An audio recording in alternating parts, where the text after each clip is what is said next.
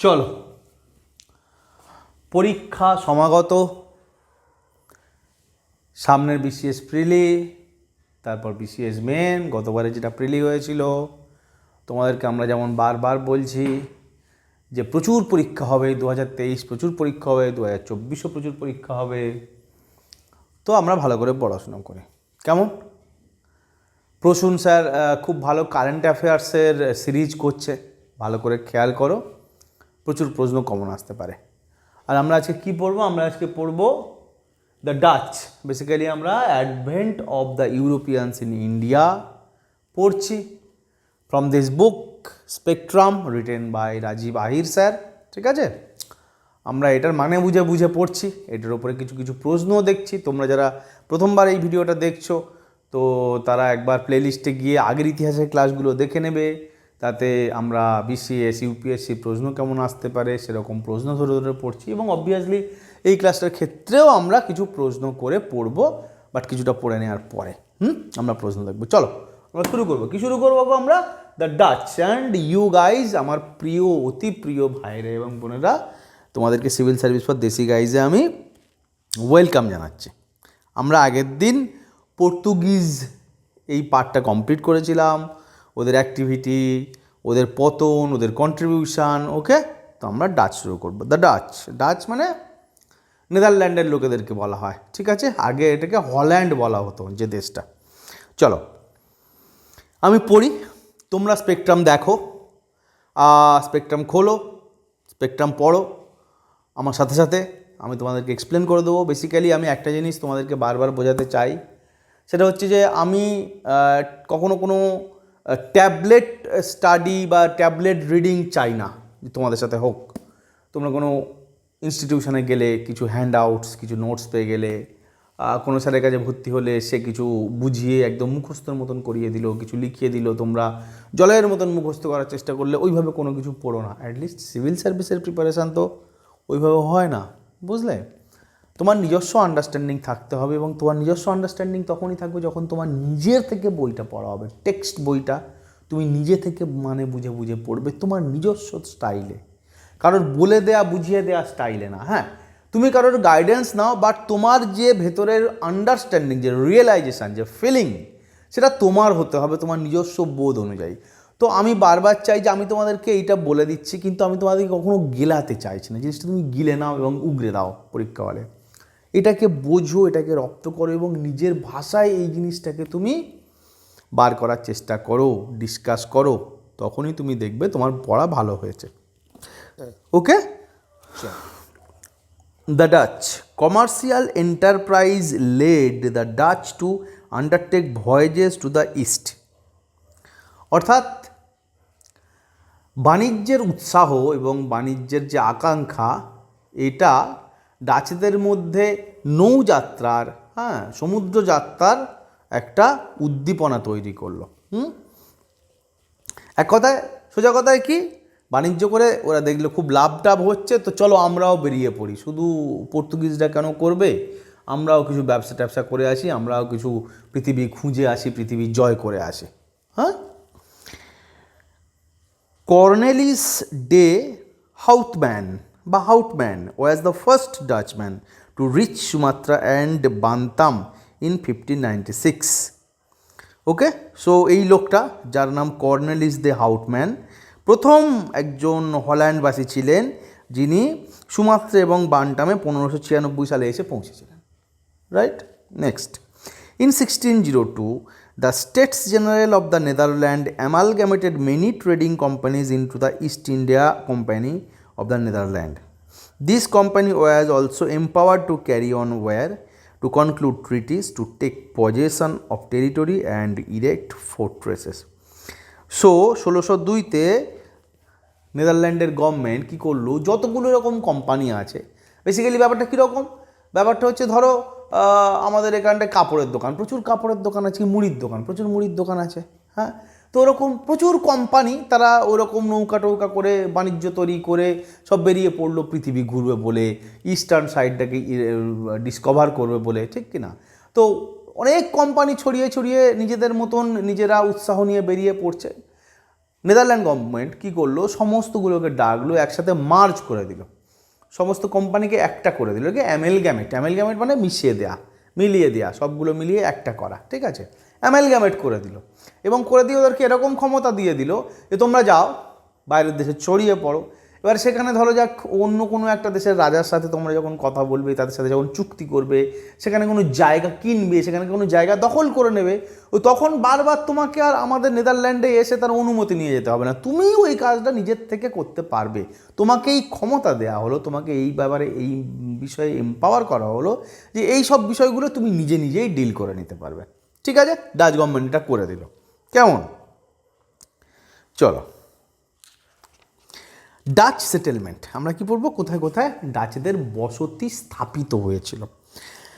After their arrival in India, the Dutch founded their first factory in Masulipatnam in Andhra in 1605. Okay, they went on to establish trading centers in different parts of India and thus became a threat to the Portuguese. They captured Nagapattinam near Madras from Portuguese and made it their main stronghold in South India. অর্থাৎ কি হলো, ডাচেরা প্রথম ভারতবর্ষের কোথায় এলো 1605 সালে, অন্ধ্রপ্রদেশের মুসলিপত্তনম বা মছলিপত্তনম।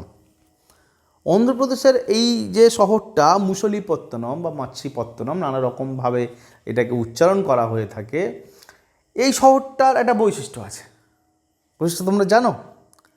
আমার মনে হয় অনেকে জানো না। বৈশিষ্ট্য হচ্ছে এই শহরটার সাথে যুক্ত হয়ে আছে একটা বিশেষ ধরনের আর্ট, একটা বিশেষ ধরনের ডিজাইন এবং একটা বিশেষ ধরনের ডিজাইন হওয়া একটা শাড়ি। আমি নির্ঘাত এই শাড়ি আমার ছাত্রীরা তো কেউ না কেউ পরেইছে, এবং যে পরেনি সে পরবার আশা বা আকাঙ্ক্ষা রাখে, কিন্তু সে জানে না যে ওই বিখ্যাত শাড়িটা বা ওই নাম করা শাড়িটা ওই জায়গার। বেসিক্যালি শাড়িটা কি? শাড়িটা হচ্ছে Kalamkari. Okay, so Kalamkari painting and Kalamkari শাড়ির যে রুট, সেটা অ্যাকচুয়ালি মুসলিপত্তনম এই ডিস্ট্রিক্ট বা অন্ধ্রপ্রদেশের এই জায়গাটা থেকেই উদ্ভব হয়। মনে থাকবে মুসলিপত্তনমের সাথে কলমকারির সম্পর্ক।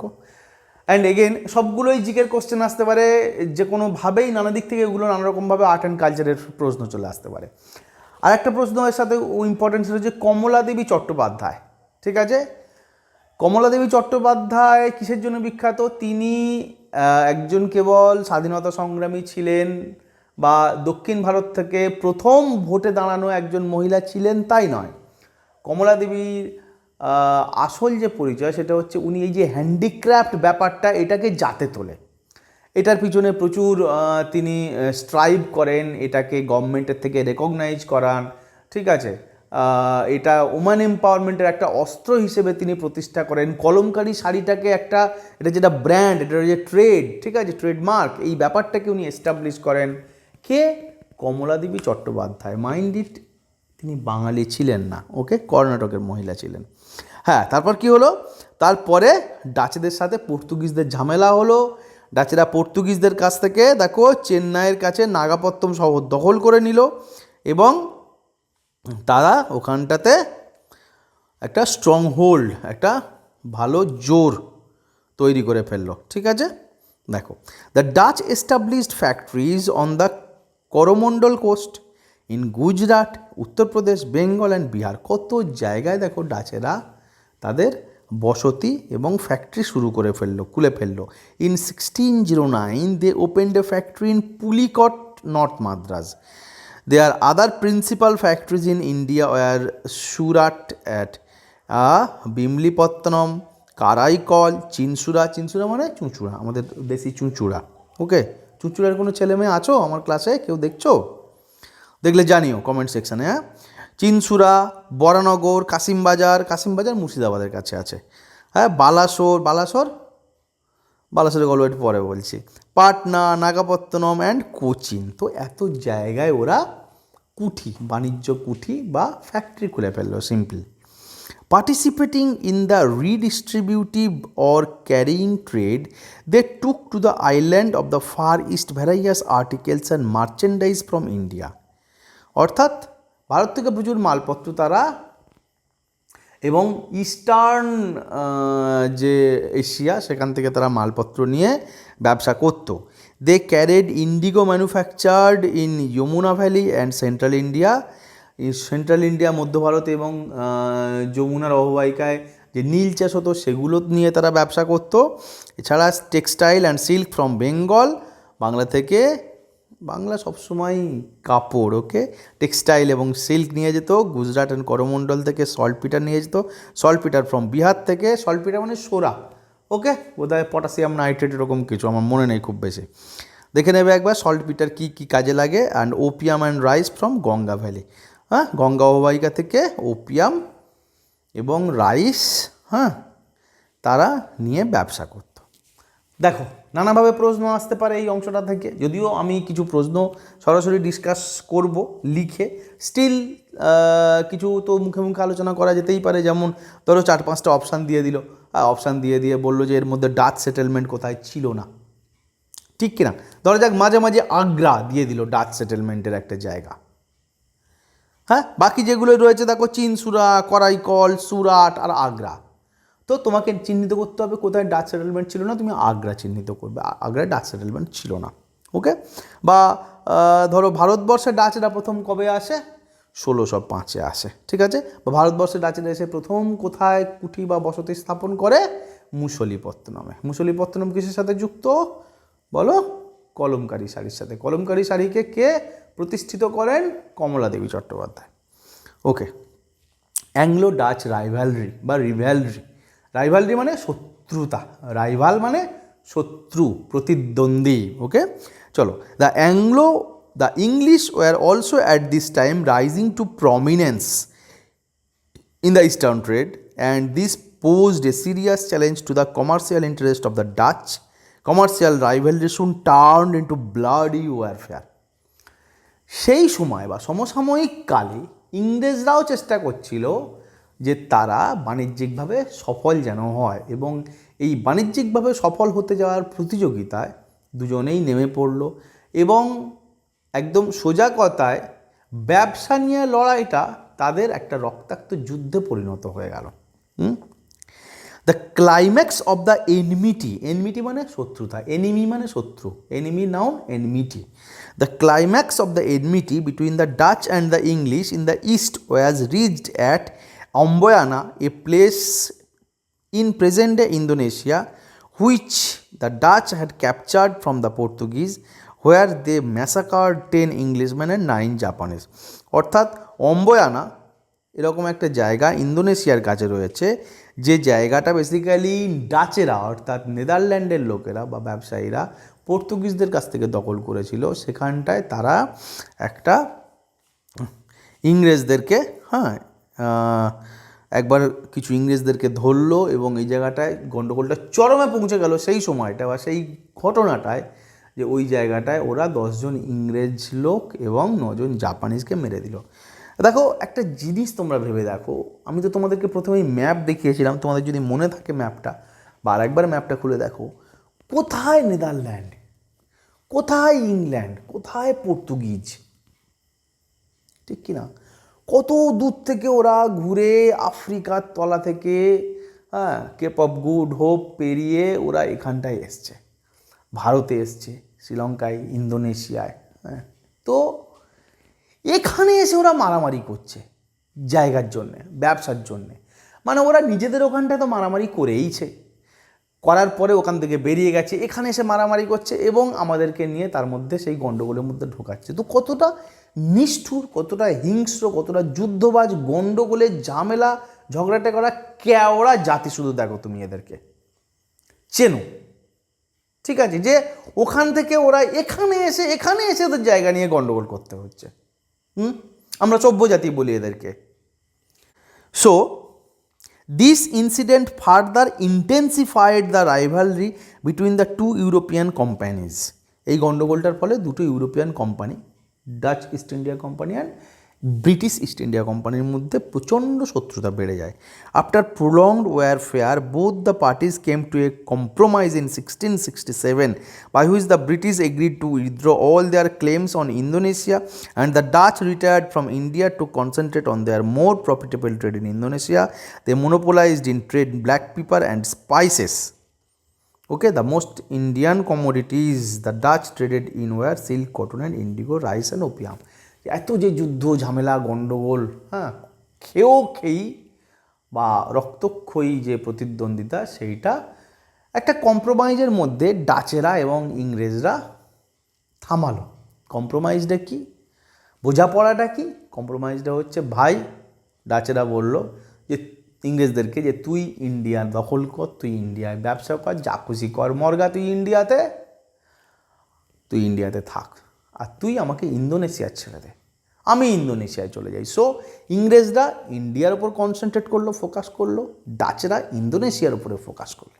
ওকে, এবং ডাচদের কাছে ইন্দোনেশিয়ার যে ব্ল্যাক পেপার বা গোলমরিচ এবং মশলা, স্পাইস, এইটার ডিম্যান্ড বা এইটার লোভ বা এইটার উপরে বিজনেস করার ইন্টারেস্ট অনেক বেশি ছিল। তো তারা ইন্দোনেশিয়াতে শিফট করে গেল এবং ইংরেজদেরকে তারা ভারতটা ছেড়ে দিল। এইভাবে একটা বোঝাপড়া এলো দুটো দেশ বা দুটো দেশের ব্যবসায়ী মণ্ডলী যারা এখানটায় এসে প্রতিদ্বন্দ্বিতা করছিল, ঠিক কিনা? দেখো, একটা ছোট্ট এক লাইনের একটা স্টেটমেন্ট রয়েছে যার উপরে গুচ্ছের প্রশ্ন হতে পারে। The most important Indian commodities the Dutch traded in were silk, cotton, indigo, rice and opium. অর্থাৎ ভারতবর্ষে ডাচেরা সবচেয়ে বেশি যে জিনিসগুলোর উপরে ব্যবসা বা বাণিজ্য করত সেগুলো কী কী? সেগুলো হচ্ছে silk, cotton, indigo, rice and opium. অর্থাৎ যদি কোনো কোশ্চেন দেয় তোমাদেরকে যে ডাচেরা ভারতবর্ষের কোন জিনিসগুলো নিয়ে বেশি ব্যবসা করতো, 4টে অপশান দিয়ে দিল, rice, indigo, silk, potato.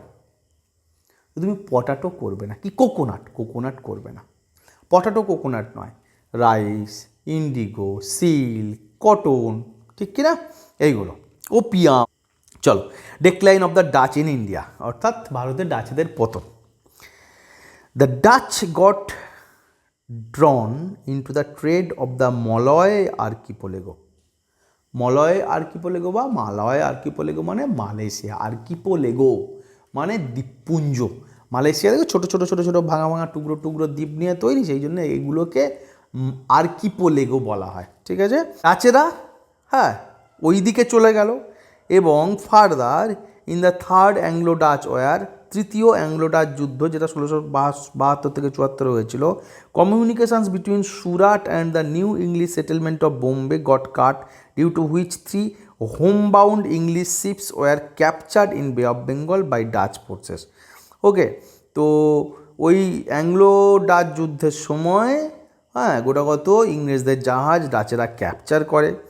The retaliation by the English resulted in the defeat of the Dutch in the Battle of Hooghly, which dealt a crushing blow to the Dutch ambition in India.